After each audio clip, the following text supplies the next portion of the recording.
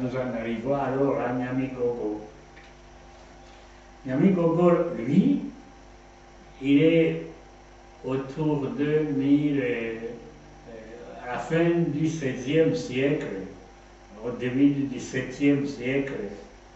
Lui alors, il est contemporain aussi, en partie. Il vient à la fin du règne de Nared, mais il sera surtout opérationnel, si je veux dire. Il va s'illustrer au début du règne de Moïse de Mbive. Il va s'illustrer justement à préconiser la réforme de nos institutions. C'est lui qui oblige Moïse d'abdiquer. C'est un phénomène inconcevable pour la dynastie, pour la royauté au Burundi. D'ailleurs, ça s'est passé, la seule fois que ça s'est passé, c'était du temps de Niamigogo. Niamigogo donc a dit que pour que la dynastie burundaise se pérennise et pour son avenir et pour l'avenir du pays, il fallait absolument qu'on fasse un hiatus entre l'ancienne, la dynastie, donc la suite des rois jusqu'à Moïse II, Mbive, et ses successeurs. Et c'est pour cela qu'on l'arrête, et nous verrons ça plus tard dans l'histoire quand nous étudierons le règne de Moïse II, Mbive. Simplement, je voulais dire que c'est à cause de Niamigogo.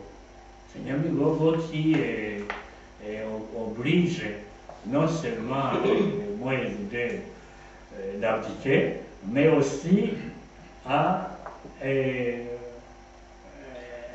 Mutara Mukomati, qui est son successeur, à avoir des liens spéciaux avec le Rwanda, en lui donnant le code ésotérique de ce qu'on appelle, dans d'autres termes, dans notre histoire, la tradition dit Kubamutara Namutag. C'est une période dont l'artisan est Niamigogo.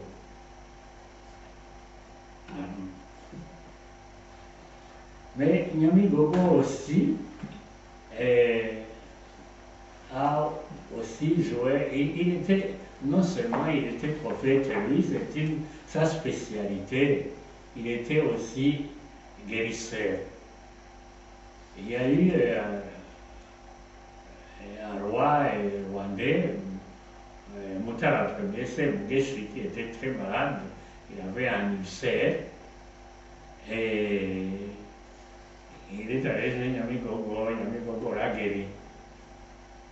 Il était tellement content et heureux qu'il lui a cédé tout le Bugesera, qui était la pomme de discorde entre le Burundi et le Rwanda à cette époque déjà. Niamigogo l'a donné au Burundi, toute la région du Bugesera, reçue du Rwanda, et il a donné au Burundi. Niamigogo a continué sa carrière de prophète. Et il n'y a rien d'autre